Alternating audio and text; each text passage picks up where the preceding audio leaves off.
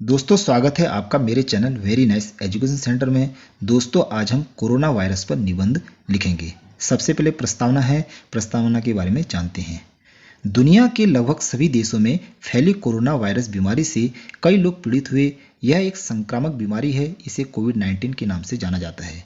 इस बीमारी की पहचान सबसे पहले चीन के वुहान शहर में 2019 में हुई थी।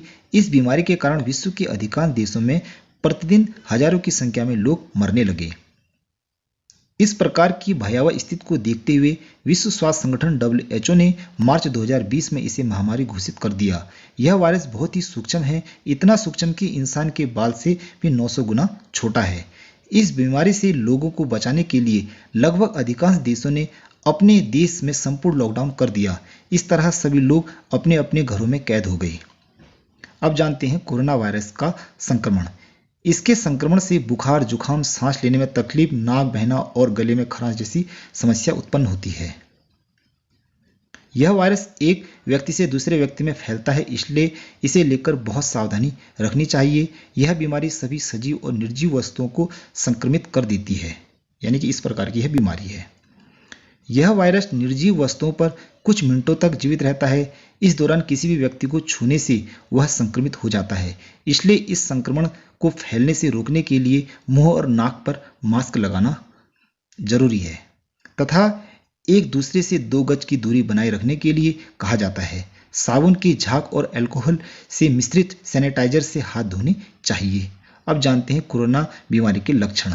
कोरोना वायरस मनुष्य को श्वसन तंत्र पर आक्रमण करता है, यानी कि मनुष्य के श्वसन तंत्र पर आक्रमण करता है। यह सबसे पहले आंख, नाक, मुंह के माध्यम से उनके गले में प्रवेश करता है और 3-4 दिनों तक उसके गले में रहता है, जिससे गले में खराश और दर्द उत्पन्न होता है।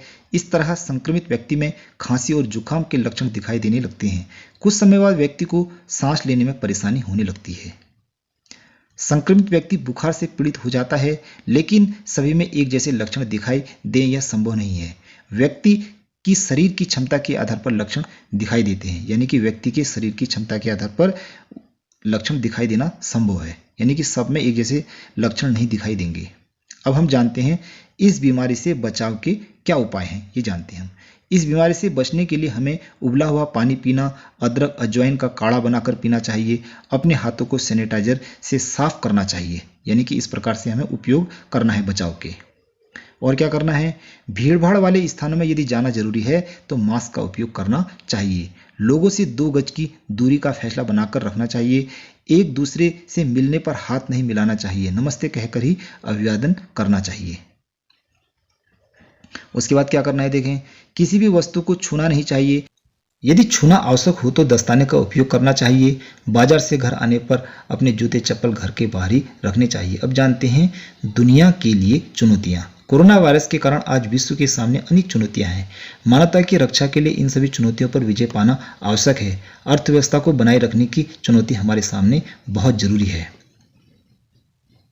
कोरोना बीमारी से बेरोजगारी की चुनौती, प्रवासी कामगारों के पुनर्वास और भरण पोषण की चुनौती, व्यापार, कारखानों और कार्यालय को पुनः शुरू करने की चुनौती, सामाजिक और सांस्कृतिक चुनौती, भाईचारे और विश्व बंधुत्व की भावना को बनाए रखने की चुनौती आज हमारे सामने है। इन सभी चुनौतियों से जूझने के लिए हमें सरकार द्वारा बनाए गए नियमों का पालन करना होगा और अपने देश से कोरोना को भगाना होगा। अब हम जानते हैं दवाई का आविष्कार, यानी कि वैक्सीन का आविष्कार। कोरोना की रोकथाम के लिए विश्व भर में अनेक वैक्सीन विकसित की गई, जिनमें भारत की वैक्सीन एवं कोविशील्ड का महत्वपूर्ण स्थान है। भारत सरकार द्वारा कोरोना वैक्सीन का टीका मुफ्त में लगाया जा रहा है, यानी कि फ्री में टीका लगाया जा रहा है। 15 जुलाई 2021 तक लगभग 38 करोड़ लोगों को कोरोना वैक्सीन का टीका लग चुका है। अब हम जानते हैं अगली हेडिंग के बारे में, कोरोना वायरस से भारत की स्थिति और संभावनाएं। भारत ने इस वायरस से बचने के लिए अनेक प्रकार के उपाय किए। हमारे देश के प्रधानमंत्री माननीय श्री नरेंद्र दामोदर दास मोदी जी के कुशल नेतृत्व में योजनाबद्ध तरीके से काम किया गया, जिसके परिणाम स्वरूप इस पर शीघ्र नियंत्रण पा लिया गया। अगर इस वायरस की नई परिवर्तित रूप और लोगों की लापरवाही के कारण 2021 में इसकी दूसरी लहर ने और देश दुनिया में भयंकर कहर मचा दिया। अकेले भारतवर्ष में अप्रैल 2021 से जून 2021 तक 2.5 लाख से अधिक लोगों की मौत हो गई। इस लहर को भी सरकार के अथक प्रयास से नियंत्रित कर लिया गया, किंतु तीसरी लहर की संभावना ने लोगों को भयभीत कर रखा था। लेकिन भारत के अथक प्रयास से इस बीमारी पर लगभग जीत मिल चुकी है और भारत द्वारा कोरोना वायरस के दौरान मदद करने से विश्व की अनेक बड़ी व्यापारी कंपनियां चीन से छोड़कर भारत में निवेश करने का मन बना चुकी हैं। इससे भारत सहित संपूर्ण विश्व की अर्थव्यवस्था मजबूत हो चुकी है। अब जानते हैं निष्कर्ष के बारे में। भारत के प्रधानमंत्री माननीय श्री नरेंद्र मोदी जी के कुशल नेतृत्व की वजह से आज हमारे देश ने कोरोना पर विजय प्राप्त की और दुनिया में एक मिसाल कायम की। इसलिए हमारे देश को विश्व गुरु कहा जाता है। दोस्तों, ये था कोरोना वायरस पर निबंध। यदि आपको मेरा निबंध सही लगे तो प्लीज लाइक, सब्सक्राइब और शेयर जरूर कीजिए। Thank you very much.